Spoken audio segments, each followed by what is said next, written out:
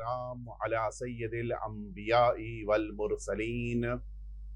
سیدنا و مولانا ابی القاسم محمد صلی اللہ علیہ وعلی اہل بیتہ الاطیبین الانجبین لا سیما الامام المبین بقیت اللہ فی الارضین ارواحنا و ارواح العالمین لتراب مقدمه الفداء واللعنة الدائمة الباقية على أعدائهم أجمعين أما بعد فقد قال الله الحكيم في كتابه المبين بسم الله الرحمن الرحيم حاميم والكتاب المبين إنا أنزلناه في ليلة مباركة انا کننا منذرین۔ معزز اور محترم ناظرین اور سامعین کرام، ہم سبھی اس ماہ عظیم، ماہ برکت اور ماہ رحمت یعنی رمضان المبارک میں اللہ کی عبادتوں کے ساتھ ساتھ اس عظیم الشان کتاب کی تلاوت اور اس کی تفسیر کو سمجھنے اور اس کے مطابق زندگی گزارنے کی کوشش کر رہے ہیں، جس کتاب عظیم کو اللہ رب العزت نے اسی بابرکت مہینے میں نازل فرمایا ہے۔ ظاہر ہے کہ یہ تفسیر کا درس اور تفسیر کی گفتگو، تفسیر کی بحث ہمارے درمیان مسلسل پہلی ماہ مبارک رمضان سے جاری و ساری ہے، اور ہم سبھی کئی برس ہو گئے اس پروگرام میں شرکت کرتے ہوئے۔ آئیے سب سے پہلے ان مرحومین کو یاد کریں کہ جن مرحومین کو یقیناً ہم سبھی کو ایصال ثواب کرتے ہوئے ان سب کے علو درجات کے لیے اللہ رب العزت سے دعا کرنی چاہیے۔ آئیے سب سے پہلے ایصال ثواب کریں مرحوم وزیر علی نورانی، مرحوم ریاض علی بندے علی، علی محمد نورانی، نور بانو راؤ جی، حیدر علی جیوراج، فاطمہ بائی راؤ جی، امیر علی رحمت اللہ، شیرین بندے علی، شیر علی بندے علی، مشتاق جیوراج، حسین جیوراج، محمد علی مانجی، فیاض فاضل، مرحومین of Jivraj family, Raoji family, Noorani family, Bande Ali family, Lakhani family, Jafri family, Khan family, Panjwani family, ان سبھی کو آپ ایصال ثواب فرما دیں۔ اعوذ باللہ من الشیطان الرجیم، بسم اللہ الرحمن الرحیم۔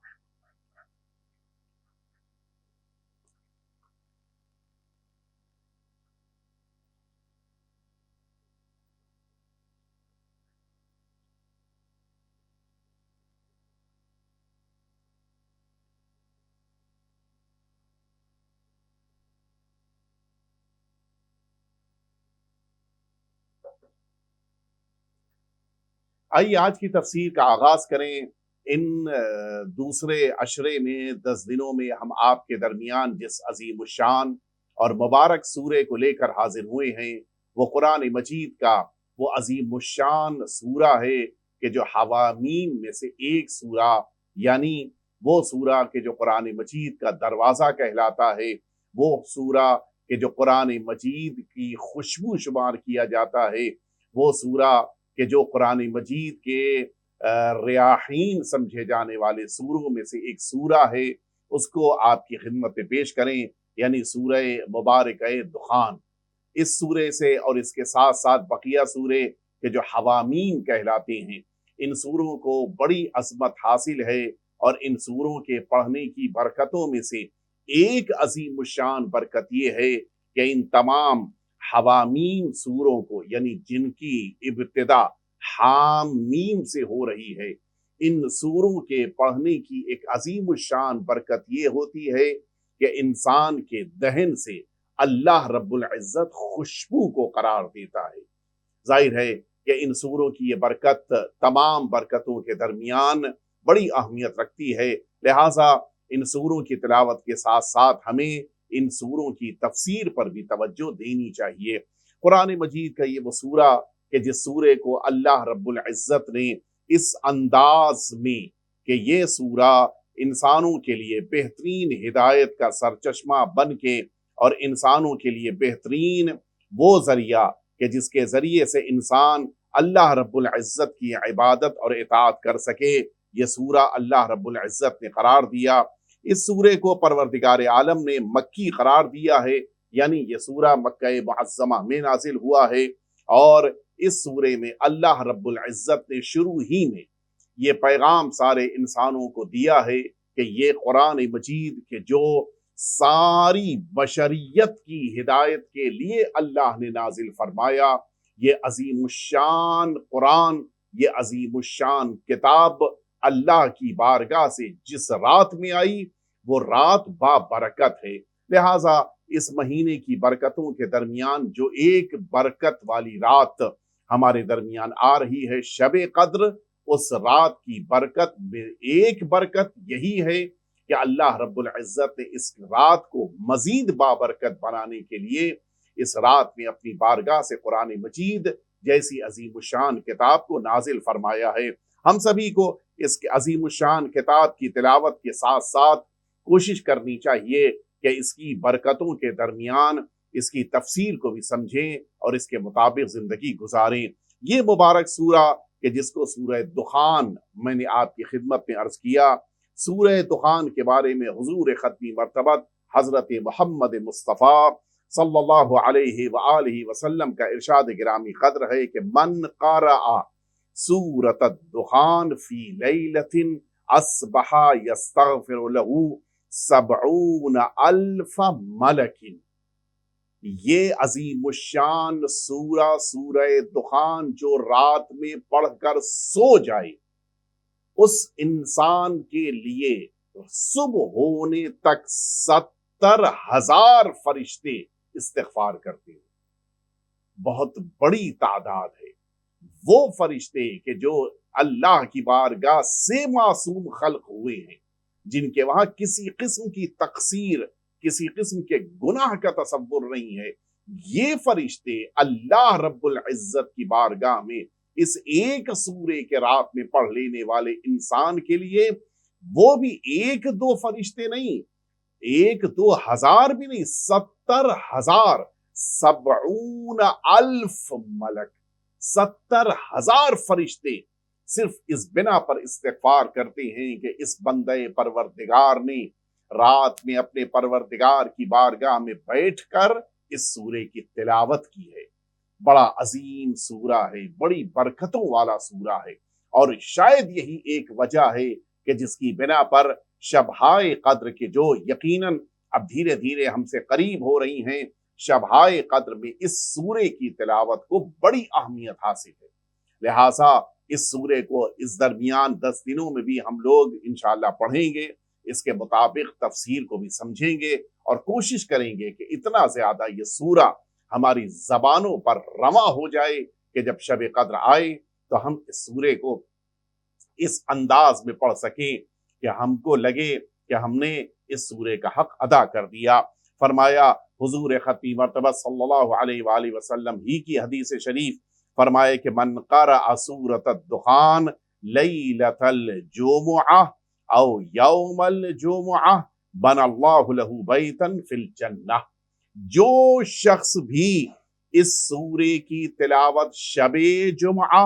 یا بروز جمعہ، یعنی جمعے کے دن یا جمعرات کو اگر کوئی شخص اس سورے کی تلاوت کر لے، پروردگار عالم اس انسان کو جنت میں گھر عطا کر دیتا ہے۔ اتنی زیادہ نگاہ پروردگار میں اس سورے کی اہمیت ہے، اور یہ میں نے جو روایت آپ کی خدمت میں عرض کی، یہ دونوں ہی روایتیں تفسیر نور الثقلین میں بھی موجود ہیں، تفسیر اہل البیت میں بھی موجود ہیں۔ میں ایک اور روایت عرض کر کے اگلے مرحلے کی طرف آپ کو لے کے آنا چاہوں گا۔ فرمایا حضور ختمی مرتبہ صلی اللہ علیہ وآلہ وسلم ہی نے کہ من قرأها فی لیلۃ الجمعہ اصبح مغفورا لہ۔ وہ انسان جو اس سورے کی تلاوت کر لے شب جمعہ، پروردگار عالم اس انسان کو مغفور قرار دیتا ہے، یعنی اس کے سارے گناہوں کو معاف کر دیتا ہے۔ کیوں؟ صرف اس بنا پر کہ اس نے اس سورے کی تلاوت کی ہے۔ لیکن اس میں توجہ رہے کہ جب انسان اس سورے کی تلاوت کرے تو توجہ کے ساتھ، جب اس سورے کی تلاوت کرے تو تمام شرائط کو پورا کرنے کے ساتھ قبلہ رخ ہو کر بیٹھنے کی کوشش کرے، تب تلاوت کرے، کوشش کرے کہ باطہارت ہو تب تلاوت کرے، توجہ کے ساتھ غور کرتے ہوئے الفاظ کو دیکھتے ہوئے اس طرح سے تلاوت کرے کہ محسوس ہو یہ اپنے پروردگار کی بارگاہ میں آ کر بیٹھا ہے اور اپنے پروردگار سے یہ قرآن مجید کے ذریعے سے گفتگو کر رہا ہے۔ اس سورہ مبارکہ کو پروردگار عالم نے اس مکہ معظمہ میں نازل فرمایا اور اس شان کے ساتھ نازل فرمایا کہ اس سورے کی ابتدا ہی میں پروردگار عالم نے اس قرآن مجید کی عظمت کا اعلان کر دیا۔ یہ سورہ کہ جس میں پروردگار عالم نے 59 آیات شریفہ یعنی 59 آیتیں قرار دی ہیں، اس سورے کو پروردگار عالم نے شروع فرمایا اس طرح سے کہ بسم اللہ الرحمن الرحیم حامیم والکتاب المبین انا انزلناہ فی لیلۃ مبارکہ انا کنا منذرین فیہا یفرق کل امر حکیم امرا من عندنا انا کنا مرسلین۔ یہ 5 آیات شریفہ کہ جو میں نے آج آپ کی خدمت میں عرض کیا، تھوڑی سی اگر آپ کی توجہ رہے تو ہم محسوس کریں گے کہ کتنی اہم باتوں کو پروردگار عالم نے ان چند آیتوں کے درمیان قرار دیا ہے۔ سب سے پہلی آیہ شریفہ جو اس سورے کی ہے وہ حامیم ہے۔ یہ حامیم پروردگار عالم نے مخفف قرار دیا ہے۔ یہ حامیم شارٹ فارم ہے۔ یہ حامیم در واقع روایتوں میں اس سے متعلق وارد ہوا ہے کہ یہ پروردگار عالم نے خاص معنی کو پہنچانے کے لیے تاکہ انسان اس معنی کے ذریعے سے پروردگار کی بارگاہ میں عظمت کو محسوس کر سکے، اس آیہ شریفہ کو اللہ رب العزت نے قرار دیا ہے۔ میں آپ کی خدمت میں عرض کروں کہ اس حامیم کے لیے اللہ رب العزت نے کیا اہمیت قرار دی ہے، یہ ہمیں اس پر غور کرنے کی ضرورت ہے۔ قرآن مجید نے اس آیہ شریفہ میں یعنی یہ حامیم جو ایک لفظ قرار دیا، اس حامیم میں پروردگار عالم نے بقیہ نبیوں کی کتابوں میں بھی اسی حامیم کو قرار دیا کہ جس حامیم میں پروردگار نے شروع میں میم کو حذف کیا ہے اور آخر میں یہاں پر دال کو حذف کیا ہے، اور یہ جو 2 حروف کو حذف کیا، ان 2 حروف کو جب ملا دیا جائے تو یہ پورا جو کلمہ بنے گا، حامیم سے پہلے میم کا اضافہ کریں اور آخر میں دال کا اضافہ کریں تو اس طرح سے یہ پورا کلمہ قرار پائے گا محمد صلی اللہ علیہ وآلہ وسلم۔ پروردگار عالم نے ان سوروں میں جن کو حوامیم کہا جاتا ہے، ان کے شروع میں پروردگار عالم نے اس ایک کلمے کو جو رسالت مآب سے متعلق ہے قرار دیا تاکہ اس امت کو یہ پیغام دیا جا سکے کہ میرے حبیب کی عظمت کو تو محسوس کرو۔ سوروں کے شروع میں ہی رسالت مآب کے لیے حروف مقطعات کو قرار دیا تاکہ انسان غور کرے، متوجہ ہو، جس ذات کو پروردگار پسند کرتا ہے ان کے نام کو بار بار لینا پسند کرتا ہے، بار بار ان کے نام کو زبان پر جاری کرنا اسے پسند ہے۔ مختلف انداز میں اللہ رب العزت کبھی پیغمبر ختمی مرتبت کا نام لیتا ہے، کبھی پیغمبر اکرم ختمی مرتبت صلی اللہ علیہ وآلہ وسلم کے لقب کو استعمال کرتا ہے، کبھی یا ایھا الرسول کہتا ہے، کبھی نبی کہہ کر خطاب کرتا ہے۔ مختلف طریقوں سے پروردگار اپنے پیغمبر کا نام کو یا پیغمبر کی یاد کو امت کے سامنے پیش کر رہا ہے۔ انہی کے درمیان پیغمبر اسلام کے نام کا بھی لینا ہے۔ اللہ رب العزت کا جب نام لینے کا مرحلہ آیا اپنے حبیب کے لیے تو کس انداز میں، کس محبت بھرے انداز میں اللہ نے اپنے پیغمبر کو خطاب کیا، حامیم۔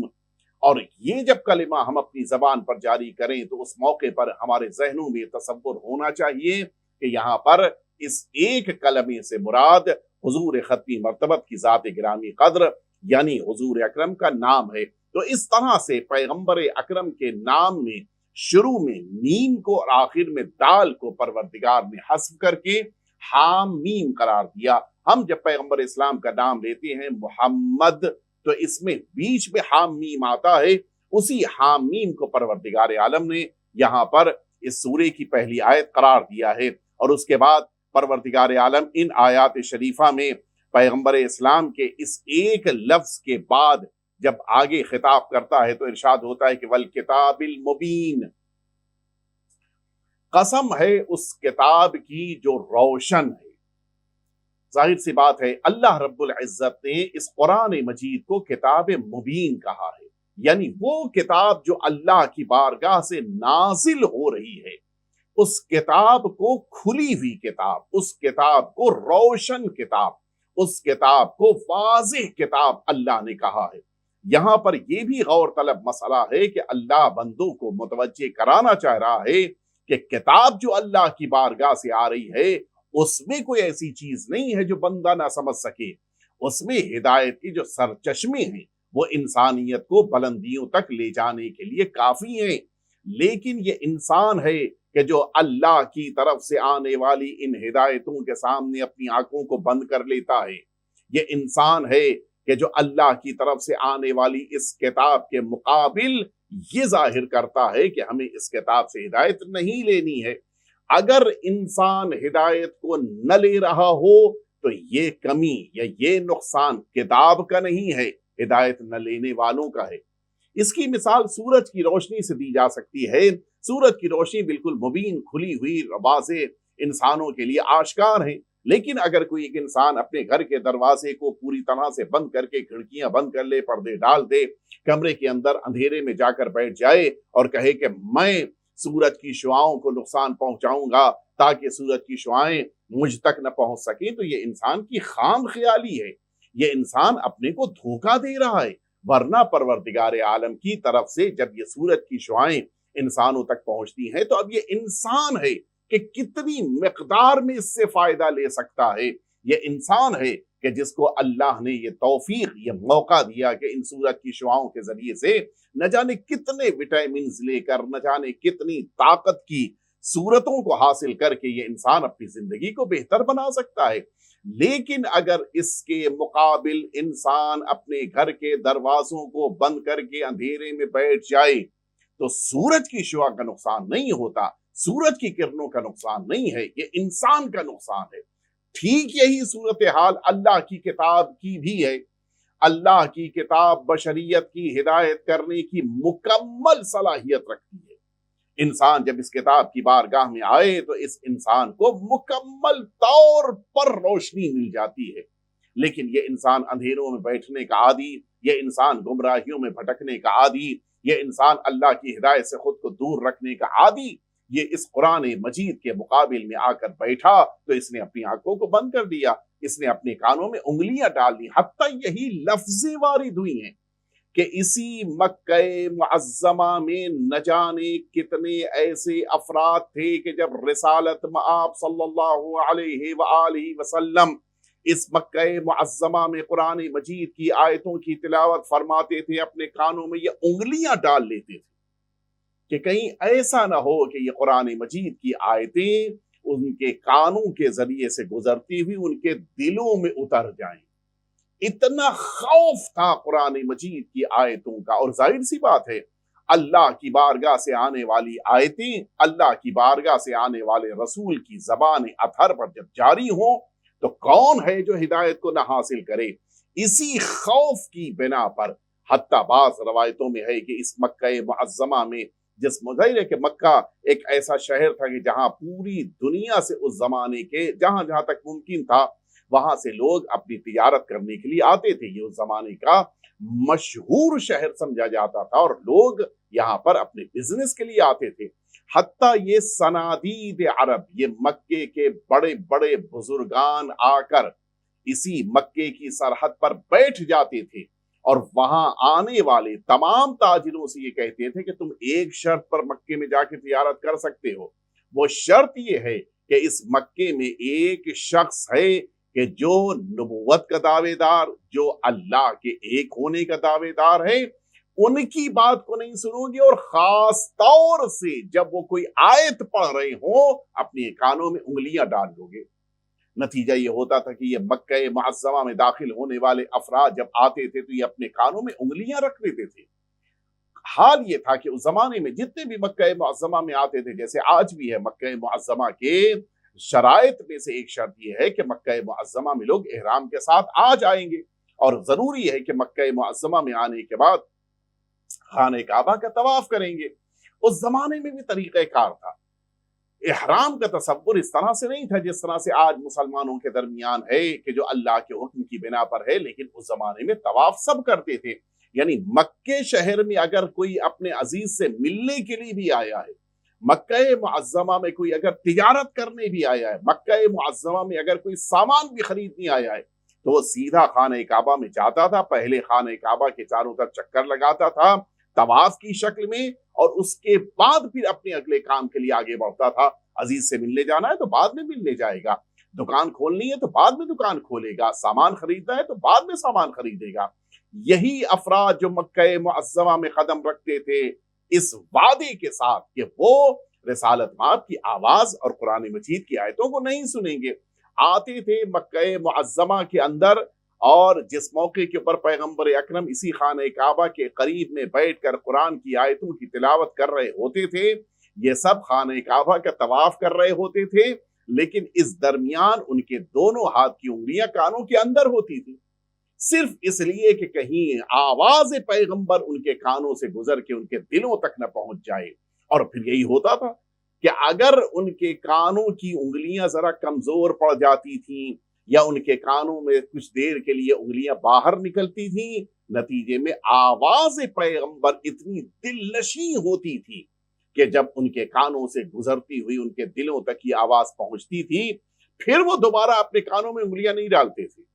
وہ اپنے کانوں کو آزاد چھوڑ دیتے تھے کہ دیکھیں تو اتنی خوبصورت باتیں، اتنی پیاری آواز کے ساتھ گفتگو، اتنے اچھے جملے ادا کرنے والا وہ کون ہے۔ اور نتیجہ یہ ہوتا تھا کہ پھر رسالت مآب مکہ معظمہ میں خانہ کعبہ کے پاس تشریف فرما ہو کر جب آیتیں پڑھ رہے ہوتے تھے، پھر کیسا طواف اور کیسا خانہ کعبہ کے چاروں طرف چکر لگانا، وہ سب چھوڑ کے آ کے پیغمبر اکرم کے سامنے بیٹھ جاتا تھا وہ شخص، اور پھر پیغمبر اکرم کی گفتگو سننے کے بعد اب جب وہاں سے اٹھتا تھا اور پھر اس سے یہ کہا جاتا تھا کہ تم سے کہا تھا کہ تجارت تب تمہارے ساتھ کریں گے کہ جب رسالت مآب کی آواز کو نہیں سنو گے، تم نے رسالت مآب کی آواز کو سن لیا ہے، لہٰذا اب تمہارے ساتھ ہم تجارت نہیں کریں گے۔ وہ صاف کہتے تھے کہ ہم نقصان برداشت کرنے پر تیار ہیں، لیکن آخری پیغمبر پر ایمان کو ترک کرنے پر تیار نہیں۔ یہ تھا رسالت مآب کی آواز کی دل نشینی اور آواز پیغمبر کا اثر لوگوں کے اوپر، اور پھر اس طرح سے وہ محکم عقیدے کے ساتھ مکہ معظمہ سے اپنے اپنے وطن واپس پلٹتے تھے کہ وہ ایک انسان پورے علاقوں کے لیے مبلغ اسلام بن جاتا تھا۔ شاید یہی وجہ ہے کہ قرآن مجید نے اپنی ان آیتوں کو، جو اس آیتوں کا مجموعہ ہے، یعنی قرآن مجید کو مبین کہا ہے، روشن کھلی ہوئی کتاب، واضح کتاب قرار دیا ہے۔ اور ہمیں بھی اس قرآن مجید کی بارگاہ میں آنا چاہیے۔ اذا التبست علیکم الفتن فعلیکم بقراءۃ القرآن، حضور اکرم صلی اللہ علیہ وآلہ وسلم نے فرمایا کہ جب مشکلات کا ہجوم ہو جائے، راستے دکھائی نہ دے رہے ہوں، اندھیرا ہی اندھیرا ہو، خوب اندھیرا، ایسے موقع پر تم سب کی ذمہ داری ہے کہ قرآن مجید کی آغوش میں آؤ، قرآن پڑھو، قرآن تمہاری بہترین رہنمائی کرے گا۔ اور یہی قرآن مجید کے جس کو اللہ نے مبین قرار دیا، ہم سبھی کو اس کی بارگاہ میں آنا چاہیے۔ آج بھی قرآن مجید کے خلاف اٹھنے والی آواز صرف اس بنا پر ہے کہ انہوں نے قرآن کو سمجھا نہیں ہے۔ میں اسی لیے ہمیشہ کوشش کرتا ہوں کہ تفسیر قرآن کے موقع پر پاسٹ کو ہمارے پریزنٹ سے ملا دیا جائے۔ ہم غور کریں، آج بھی قرآن مجید کے خلاف اس بنا پر لوگ آواز بلند کر رہے ہیں کہ انہیں قرآن مجید نہیں پتا ہے، ہم نے ان تک قرآن کو نہیں پہنچایا، ہم نے نہیں بتایا کہ قرآن مجید میں کیا عظمتیں اللہ رب العزت نے قرار دی ہیں۔ آئیے میں اگلی آیت شریفہ کی طرف آپ کو لے کے چلوں۔ قرآن مجید کی اس عظمت کے بعد اللہ رب العزت کہتا ہے کہ انا انزلناہ فی لیلۃ مبارکہ، ہم نے اس قرآن مجید کو مبارک رات میں نازل فرمایا ہے۔ عجیب برکتوں والی رات ہے وہ کہ جس کی ایک برکت یہ ہے کہ قرآن نازل ہوا۔ آپ توجہ فرمائیں کہ کتنی زیادہ عظمت ہے اس قرآن مجید کی۔ قرآن مجید کی عظمت مبارک ہونے کی بنا پر نہیں، یہ اللہ کی کتاب ہونے کی بنا پر ہے۔ اور اب محسوس کریں کہ جس شب میں یہ قرآن نازل ہو جائے وہ خود بھی بابرکت، اور اس میں جب کتاب آ رہی ہو وہ بھی بابرکت ہو تو کتنی برکتوں میں اضافہ ہو جائے گا۔ معمولی رات وہ نہیں ہے کہ جس رات میں اللہ رب العزت قرآن مجید کو نازل کرے۔ انا کنا منذرین، قرآن مجید کہہ رہا ہے کہ بے شک ہم انذار کرنے والوں میں، لوگوں کو صحیح راستہ دکھانے کے لیے ڈرانے والوں میں سے۔ یقیناً پروردگار عالم نے اپنے لیے یہ ایک لفظ استعمال کیا ہے، اور حقیقت بھی یہی ہے۔ ذات پروردگار سے زیادہ کون ہے جو انسانوں کی رہنمائی کر سکے؟ ایک باپ اپنے بیٹے کے لیے یہ کہتا ہے کہ تم فلاں جگہ جانا، فلاں جگہ نہیں جانا، کبھی پڑوس کے بچوں سے نہیں کہتا، کبھی محلے کے بچوں سے نہیں کہتا۔ جو اپنا ہوتا ہے وہی غلطیوں پر ٹوکتا ہے، اچھائیوں پر تعریف کرتا ہے۔ لیکن اگر اپنا نہیں ہے تو پھر کوئی بھروسہ نہیں کہ اس کی تعریف صحیح ہے یا غلط ہے۔ اللہ رب العزت نے انسانوں کو اپنی مخلوق سمجھا ہے۔ اللہ کو ان مخلوقات سے بے پناہ محبت ہے، اور اسی محبت کی بنا پہ اللہ رب العزت نے بندوں کے لیے رسولوں کا سلسلہ جاری کیا، نبیوں کا سلسلہ قائم کیا، ولیوں کا سلسلہ برقرار رکھا۔ ائمہ اطہار کو پروردگار نے اپنی بارگاہ سے بھیجا، کیوں؟ اسی محبت کی بنا پر۔ اللہ چاہتا ہے کہ ان مخلوقات کو جہنم کی آگ سے بچایا جا سکے۔ پروردگار چاہتا ہے کہ ان سارے مخلوقات کو جنت کی آباد وادیوں میں قرار دیا جائے۔ لہٰذا پروردگار عالم نے اپنے کو اس طرح سے متعارف کرایا کہ ہم سب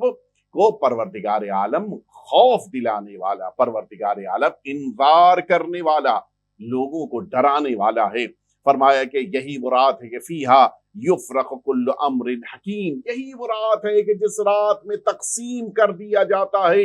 ان تمام امور کو جو انسانوں کے لیے لازمی اور ضروری ہیں، کہ جن کی بنا پر انسان اپنی مستقبل کی زندگی کو بہترین بناتا ہے۔ یہی رات ہے کہ جس رات میں انسانوں کے مقدرات کو اللہ رب العزت معین کرتا ہے۔ یہی وہ رات ہے کہ جس رات میں تمام انسانوں کے لیے یہ بات طے ہوتی ہے کہ اس سال اس کو اچھائیوں کے ساتھ رہنا ہے یا مثلا بیماریوں کے ساتھ رہنا ہے، اس کو مثلا حج کے سفر پہ جانا ہے یا نہیں جانا ہے، اس کے نصیب میں اس سال زیارتیں ہیں یا نہیں ہیں، اس سال تعلیم کے میدان میں کامیاب ہوگا یا نہیں ہوگا، اس سال وہ کتنا آگے بڑھے گا، گھر کی مشکل اس کی حل ہوگی یا نہیں ہوگی۔ ساری چیزوں کو اس ایک رات میں اللہ رب العزت معین کر دیتا ہے۔ کیوں؟ اس لیے کہ اس رات کو پروردگار نے پورے سال کا مقدمہ قرار دیا ہے، اور اسی بنا پر ہمارے بہت سے ایسے علماء ہیں کہ جن کی نگاہ میں یہ آنے والی شب قدر انسان کے لیے اگلے سال کا پہلا دن قرار پاتا ہے۔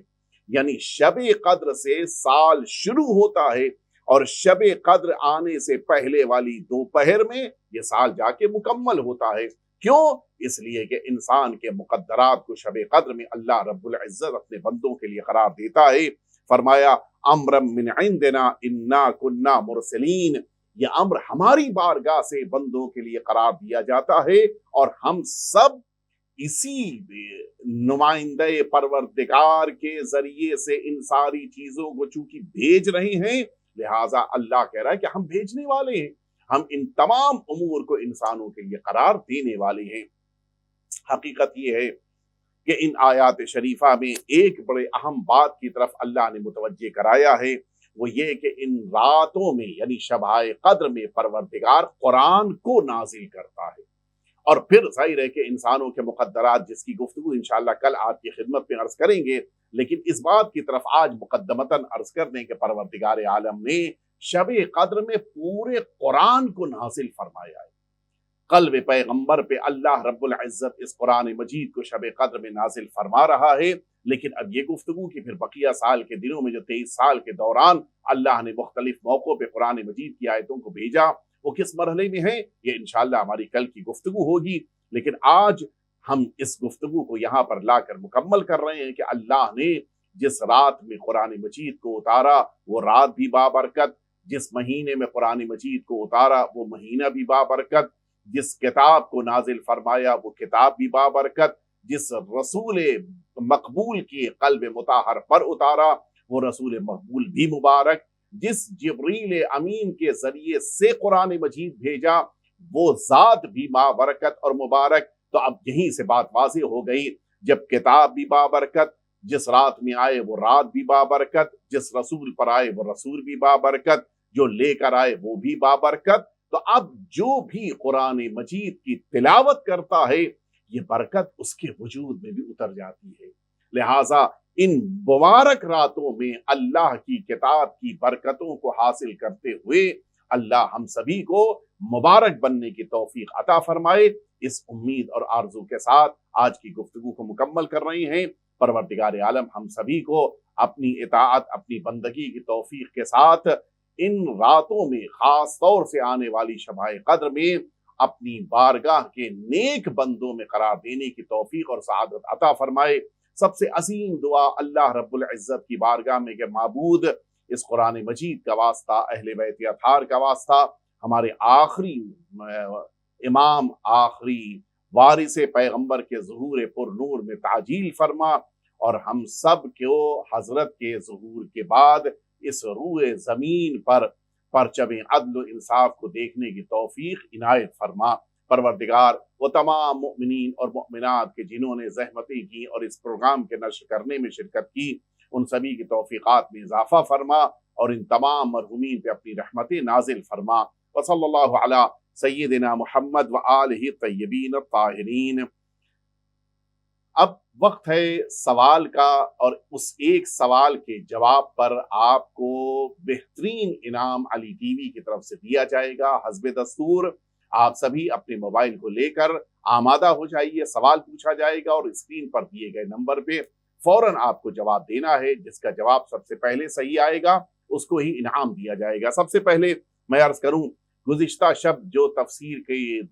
گفتگو تھی، درس تھا، اس میں جس خوش نصیب کو انعام ملا ہے وہ طیبہ مرزا، ان کو کل کے انعام کے لیے ہم سبھی مبارکباد دیتے ہیں۔ پروردگار عالم سے دعا ہے کہ اسی طرح سے وہ دین مبین اسلام کی خدمت میں وہ بھی اور تمام خادمین اسلام مصروف رہیں۔ آج کا سوال، جو پہلی آیے شریفہ سورہ مبارکہ دخان کی اللہ رب العزت نے قرار دی ہے، اس آیے شریفہ کو مخفف شارٹ فارم قرار دیا ہے،